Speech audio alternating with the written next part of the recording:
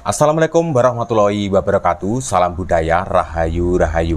Jadi untuk pembahasan kali ini saya akan membahas sepak terjang Kang Deddy Mulyadi yang dianggap orang itu pencitraan. Jadi banyak sekali program-program beliau itu pro kontra di kalangan masyarakat. Nah, akhirnya kebijakan atau program Kang Deddy Mulyadi tersebut itu sampai sekarang ini yang awalnya dan tujuannya program tersebut ditujukan kepada warga Jawa Barat, tapi sampai sekarang ini banyak sekali orang di luar Jawa Barat atau luar Pulau Jawa itu yang membicarakan Kang Deddy Mulyadi mengenai program-program beliau.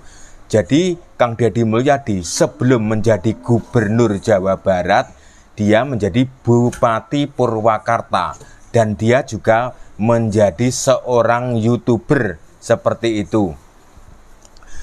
Jadi tujuannya Kang Deddy Mulyadi itu menjadi YouTuber tidak lain dan tidak bukan supaya masyarakat atau di wilayah di area tersebut mengetahui apa kerjaan beliau seperti itu, dan kerjaan beliau itu disorot dan dimasukkan ke media YouTube tersebut.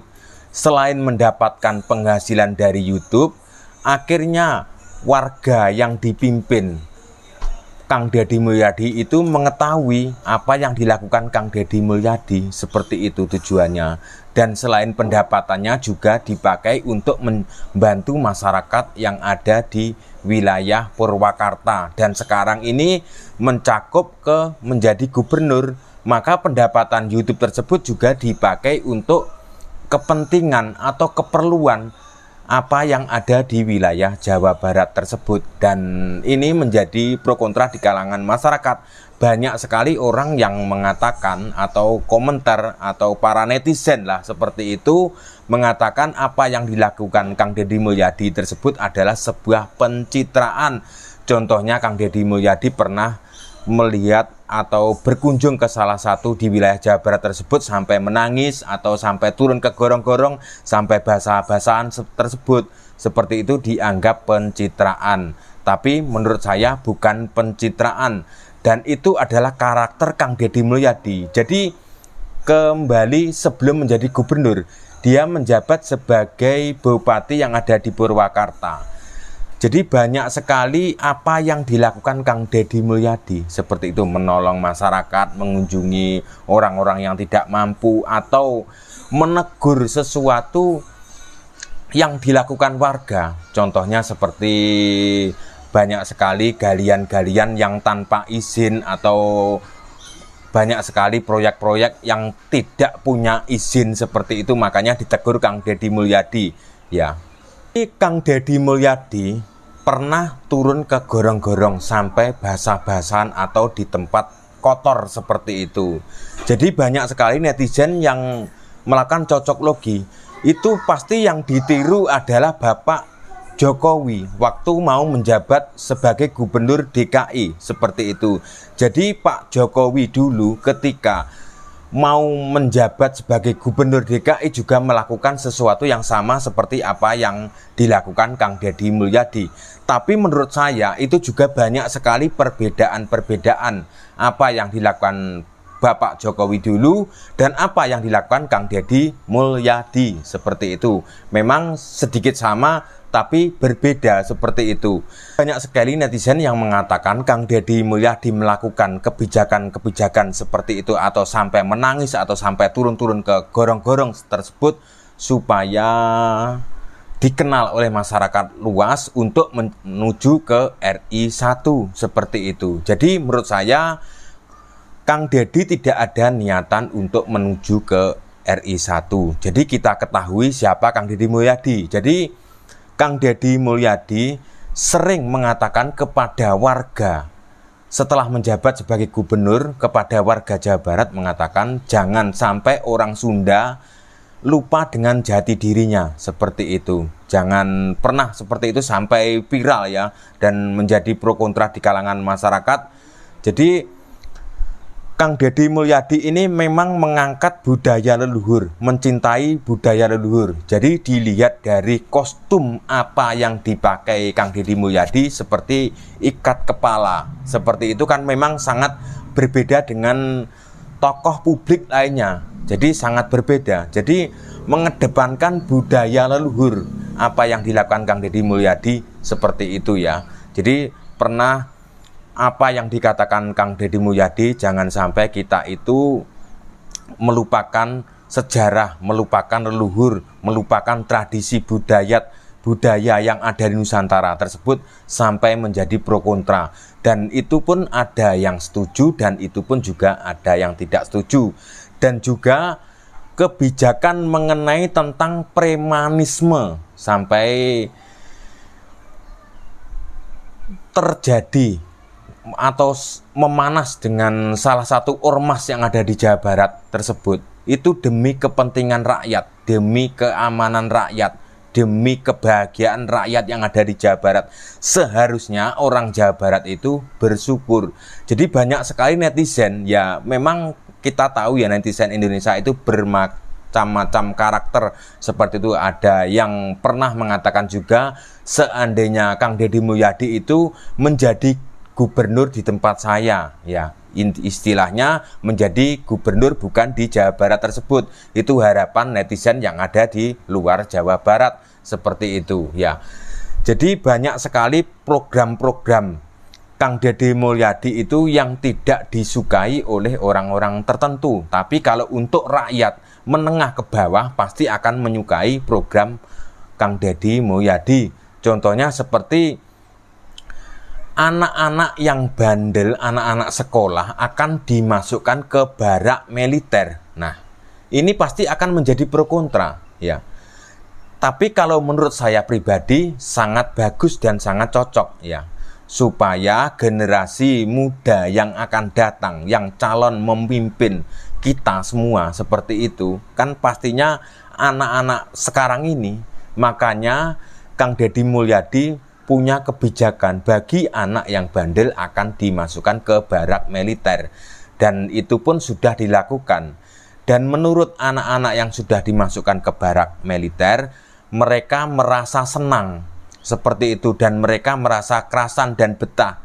Karena pendidikannya juga dijamin, juga harus disiplin. Seperti itu, dididik oleh militer yang pastinya diutamakan untuk tentang kedisiplinan seperti itu, terutama supaya taat kepada orang tua dan taat kepada peraturan-peraturan dan juga taat kepada nusa dan bangsa Indonesia yang kita cintai seperti itu.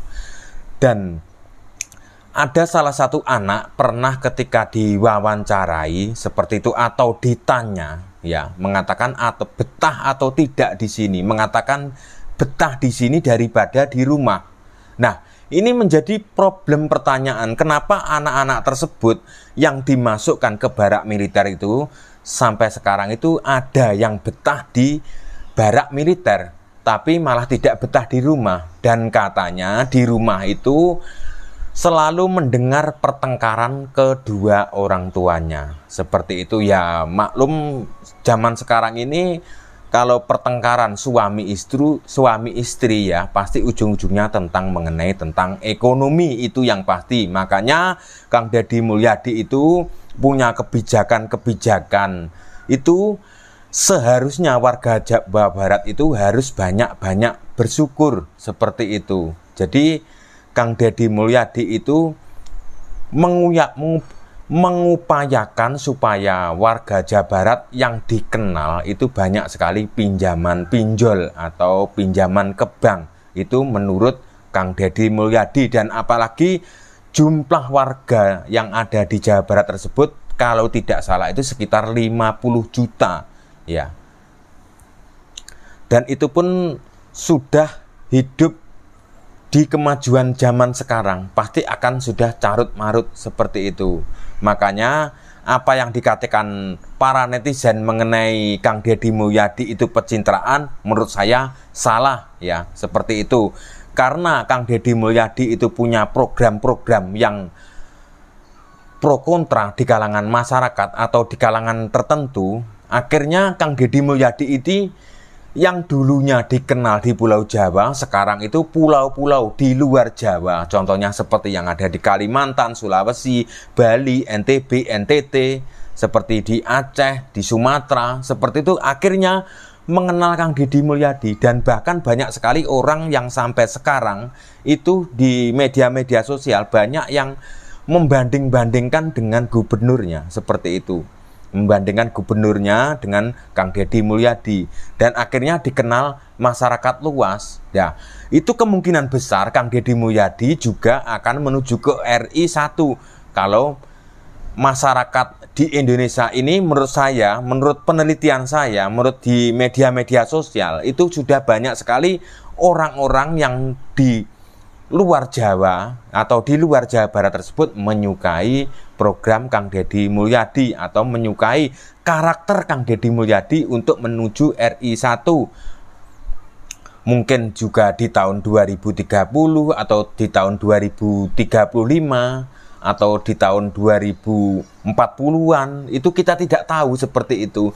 Tapi itu yang ramai dibicarakan banyak orang, yang awalnya tujuannya untuk memajukan provinsi yang ada di Jawa Barat tersebut. Itu juga banyak sekali orang di luar Jawa Barat menyukai apa yang dilakukan Kang Deddy Mulyadi, seperti itu.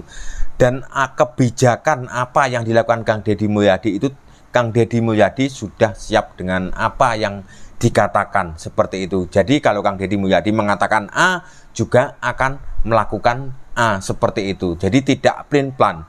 Jadi memang karakter Kang Deddy Mulyadi itu memang dia itu untuk kedepannya mengenai tentang budaya yang ada di Nusantara itu memang dikedepankan, seperti itu ya. Karena suatu bangsa yang besar itu punya budaya yang besar, seperti itu ya. Jadi walaupun budaya itu ya, budaya itu bukan hanya kesenian tari-tarian, budaya itu macam-macam. Makanya budaya itu penting. Contohnya budaya yang ada di luar negeri sana, mereka sangat bangga dengan budayanya, makanya mereka akan maju dengan budayanya tersebut. Kalau kita sudah minder dengan budaya kita, maka kita juga akan mundur dengan bangsa kita. Jadi budaya itu sangat penting. Jadi cukup sekian konten saya. Jika ada salah kata yang tanpa sengaja saya ucapkan atau menyinggung perasaan panjenengan atau menyinggung orang-orang tertentu, saya minta maaf yang sebesar-besarnya. Terima kasih. Salam budaya Nusantara. Merdeka.